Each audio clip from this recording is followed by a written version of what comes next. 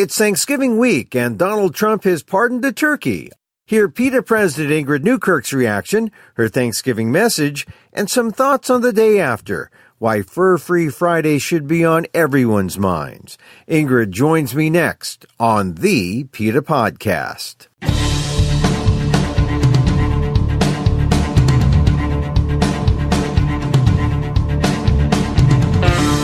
Welcome to the PETA Podcast.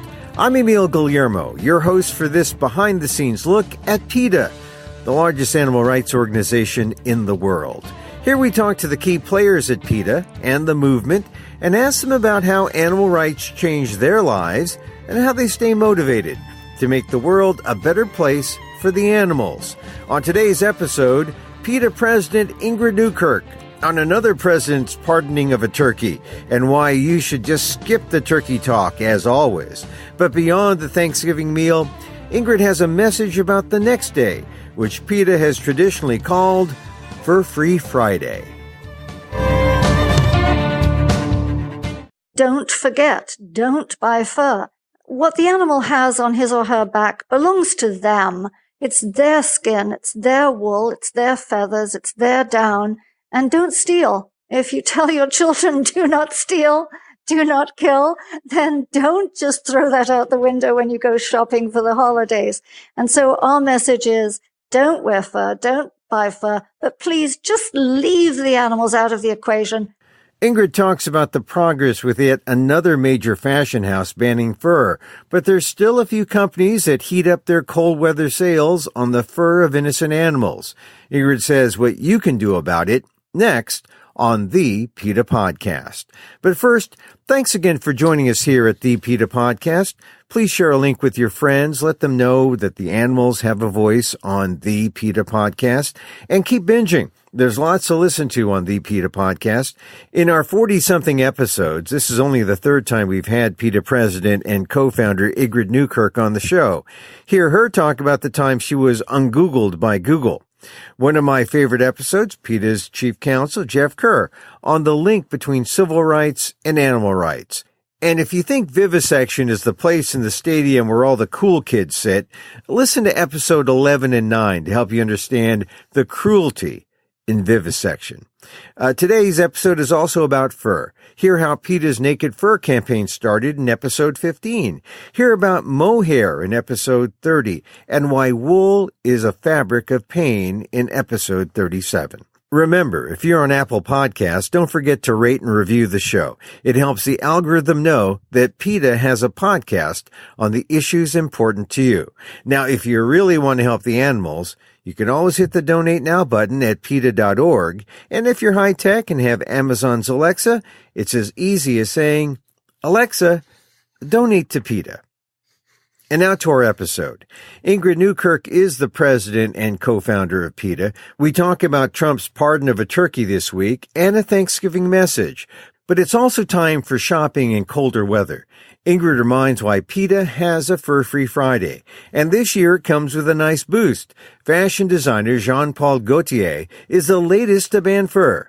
Here's my conversation with Ingrid Newkirk on the PETA Podcast. Ingrid, it's so good to talk to you as we head into Thanksgiving week and Fur-Free Friday. You know, PETA shared the great news that Jean Paul Gaultier had banned fur, and this comes many years after PETA protests, including runway takeovers. I understand you once took over his headquarters in Paris, right? I took over his flagship store. Dan Matthews, a whole bunch of us just walked in. I was the sort of lead person to distract them. And they had this abominable skirt made of foxtails as a rim. And then when I asked what the main part of the skirt was made of, they said, oh, it's veal. So it was a young calf. It was calf skin, which is one way to call it. It's a veal skirt with foxtail rim. And so while they were talking to me about buying the skirt, then everybody else came in and took over the window, and I went and joined them. So you were the cover. You were the dummy, as it were. I was the foil. The foil. I prefer that word. But the security guard was really nice. And when we got out of jail, I went back and thanked him for not being a lout and not manhandling us. Now, I don't want to be impertinent by saying how long ago that was, but that was many years ago in the early days. And now how gratifying is it now to see that he's finally come to his senses? Well, he's one of the last dominoes to fall, isn't he, Emil? Because we have had Givenchy, we've had Donna Karan, Donatella Versace, Calvin Klein, all these. We, of course, also invaded Calvin Klein's office and Vogue's office, too. It wasn't that long ago. I mean, if you're young, 10 years is a long time ago, but it was about 10 years ago that we took over his Paris shop. I think what has happened is that finally they've come to see that nobody wants this stuff. We have that expression, I'd rather, I wouldn't be seen dead in fur.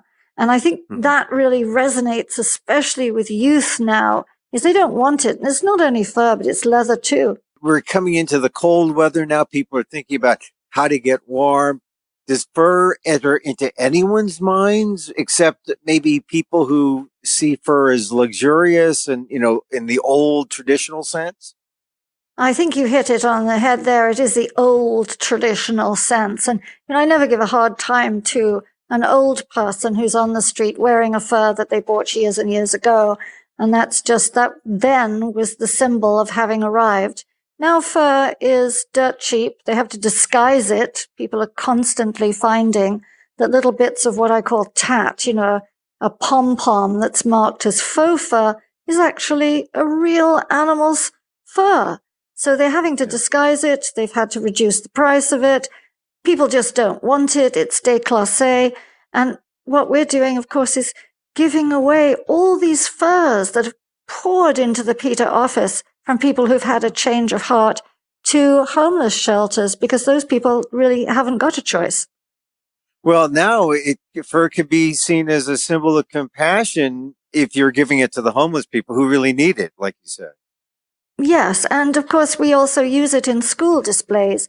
We show beautiful pictures of nature and how animals are, how clever they are, their feelings, their parenting skills, their communication, and then we show this horrible bit of fur, that's what you've reduced these wonderful living beings to, and we use them for orphans, animals who have lost their mothers, like a squirrel who's fallen from the nest, mother has been killed.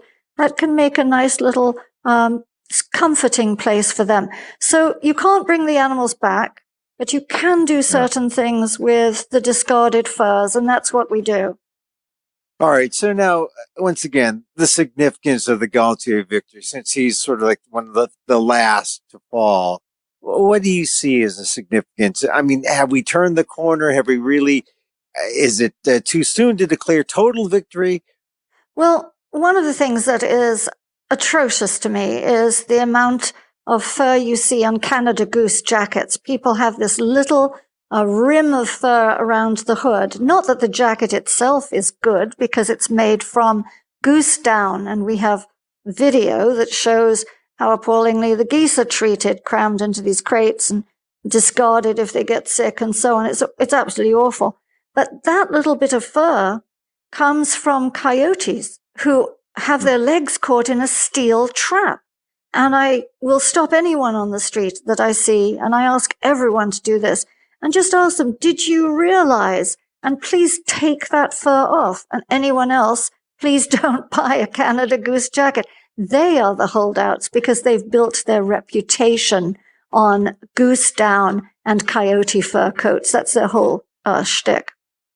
Yeah. So the fight, despite the Gaultier win, the fight continues. PETA has designated the day after Thanksgiving Fur-Free Friday. What does this mean? What happens on Fur-Free Friday? Well, Emil, it's a big shopping day, of course, as you know, and so people are thinking about what to get for themselves and for others. And we are saying, don't forget, don't buy fur. And this year, we're also expanding it, as we have in years past, to say it's not just fur. What the animal has on his or her back belongs to them. It's their skin, it's their wool, it's their feathers, it's their down. And don't steal. If you tell your children, do not steal, do not kill, then don't just throw that out the window when you go shopping for the holidays. And so our message is, don't wear fur, don't buy fur, but please just leave the animals out of the equation, because we have all these fabulous synthetics, these natural materials, all the wonders of clothing these days. You certainly aren't a survivalist and don't need it, and it's not fashionable. Now, you were saying that you sense there's this, turning of the tide in terms of a new generation. They don't see fur quite in the same way as the people, from the past, seeing it as luxurious and that kind of thing. And yet we still have Fur-Free Friday. It's still necessary because people don't get the message. Why do you? I mean, you're evolving Fur-Free Friday, but it's still there after all these years. Yes, you do have to make sure that you're vigilant, that when something comes right to the edge or is falling over it, you push it all the way down. And I think that's what we're doing.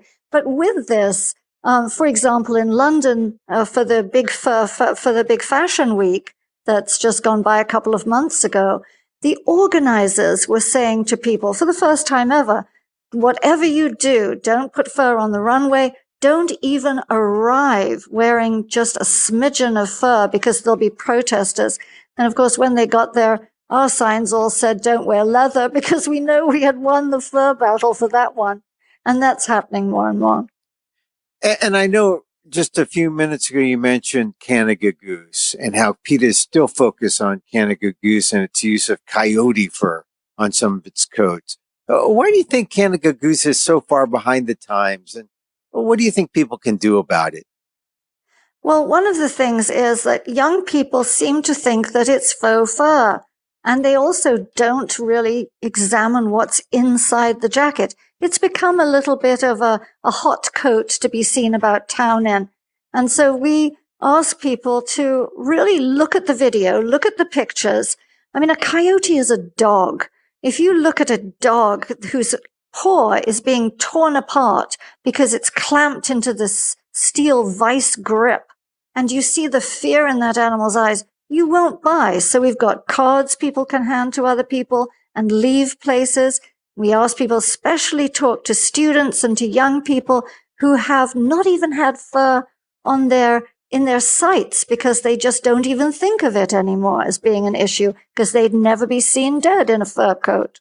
Now, you've mentioned the other things that people can wear, the other synthetics that are warmer. We've talked on the PETA podcast about the treatment of, Angora. We talked about how animals, how there's no such thing as any kind of fur or any kind of animal product that doesn't have some kind of cruelty involved. When people see signs that say, hey, this is humanely done or humanely treated, this was a humanely treated animal, or should they be fooled by any of those kind of labels? Yeah, they should be so on their toes. They should be so careful, because just as we've had greenwashing, we now have humane washing. These companies all know that most consumers don't want to be overtly cruel. And if they've got a choice, they'll choose the humane. Most of them will choose the humane choice. But what they're doing now, of course, is marking pasture-raised, humane, cage-free on eggs, for example, on meat. And you see the same thing with wool, where they will say, this is ethically sourced wool. This is balderdash, because we can show videos for every single thing like that. And when we stand outside stores and we show it to ordinary shoppers, they all say the same thing. I had no idea. Oh my God, it's a lie. I would never have bought that had I known. This is patently cruel.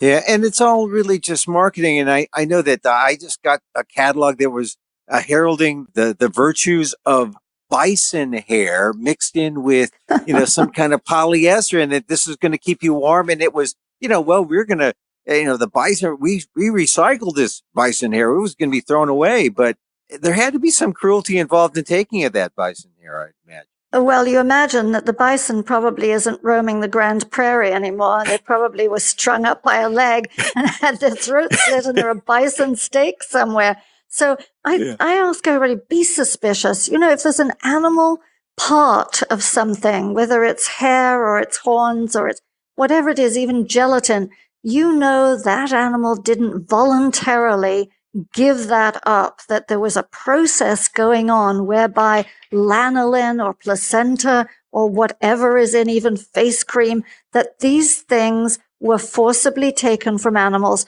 who are all going to be killed. There is no retirement home for any of these animals. So they're caught up in being exploited and they're hurt in the process, and inevitably they're going to be killed. Now, Ingrid, I have to play devil's advocate sometimes. And you say, be suspicious of these marketing claims. But people say, all right, Ingrid, I'm suspicious of PETA. There's something going on here. You guys don't have all the answers. Do you? We don't have all the answers, but my God, every single time we pick up a rock and look under it, we find something pretty ugly. We pull back the curtain and you think, I don't want to be part of this. This is nothing that even smacks of being civilized or decent or compassionate. So we say to people, don't listen to us if you don't want to. Do, please, if you will. But just look at the videos themselves. I mean, they stand there. These companies would sue us from here to Mozambique if we were putting out anything that's false, because we stand by every single thing. We have affidavits for everybody who's been inside any facility, and we have the videos and the photographs to prove it. I had to challenge you there a little bit because it's become kind of a sport for people to say, PETA, what do they know? That kind of thing. And I think it's important for people to hear directly from the source about how she feels, because people challenge you all the time, I'm sure. Oh, well, of course, and online we have such trolls, mean-spirited, nasty, and of course some of them are paid, and they're paid to stir it up, not only by industry, but by these front groups that work for industry, that pay people to post things online saying, oh, well, PETA does this and that. Is, rubbish, but you have to deal with it in today's society. But the thing is, it is our business to find out exactly what's going on. If we could find something kind, which we do, then we tout that. But unfortunately, if there's an animal in the equation, watch out, because the chances are that animal suffered. Ingrid, I have the good fortune of speaking to you here on this Thanksgiving week. We're going into the they call it Turkey Day, but we want to revere the turkeys. We want to save the turkeys. And we've already practiced eating our Thanksgiving seitan here at the Guillermo household. but what as we go into this big week, what are your thoughts about, what to be thankful for, and about those turkeys, those poor turkeys who I'm sure some of them will be pardoned by the White House at some point this week, but. Well, we're calling the pardoning fake news because obviously the animal isn't pardoned. They have been bred genetically engineered so that they have a very tough life, and they have a very tough chance of walking properly. They mostly suffer from heart attacks after they're so-called pardoned. But the thing is, we have a lot to be thankful for. And I ask people, join in. Don't stay at home and just have your own tofurkey or whatever you're making, but cook for other people, present dishes, go out and meet people, talk to people who are thinking about Thanksgiving that will involve a turkey as a centerpiece instead of as a respected bird who would have something to be thankful for if we left them off the table. So just get involved and know that turkeys are intelligent, they're great parents, they're in nature, they're agile, they're fit, they're energetic, and they're wily, and they figure things out. They're nothing to be disparaged. It's only this disrespect that comes from wanting to puff ourselves up at the expense of putting others down. We should be in awe of turkeys. Well, that's a good enough Thanksgiving message for now. I know you have to run, and I appreciate you being on the podcast this week, Ingrid. Happy Thanksgiving to you. Thank you. Same to you and your family, Emil.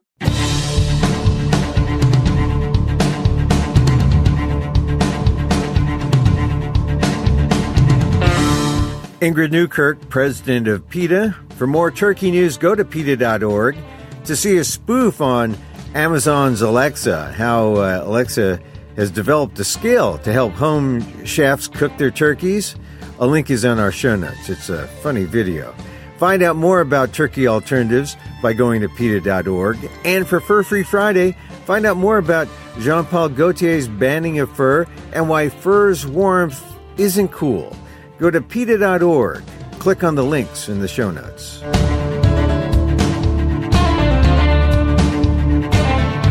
You can contact us at PETA.org. Find me on Twitter at Emil Amok, that's EMILAMOK, or on amok.com, AMOK.com. Once again, thank you for listening. Check out all our episodes on Apple Podcasts, where you can rate and review the show. It helps get the word out about the issues you care about. And don't forget, you can help the animals and PETA, especially if you have Amazon's Alexa. Just say, Alexa, donate to PETA.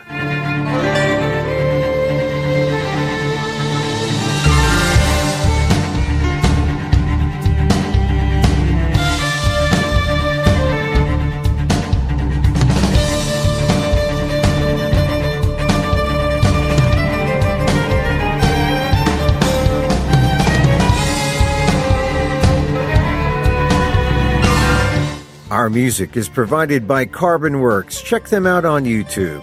And join us again next time for more insight into animal rights and the fight for a cruelty-free world on the PETA Podcast. Thanks for listening, and have a great Thanksgiving and a greater Fur-Free Friday. I'm Emil Guillermo.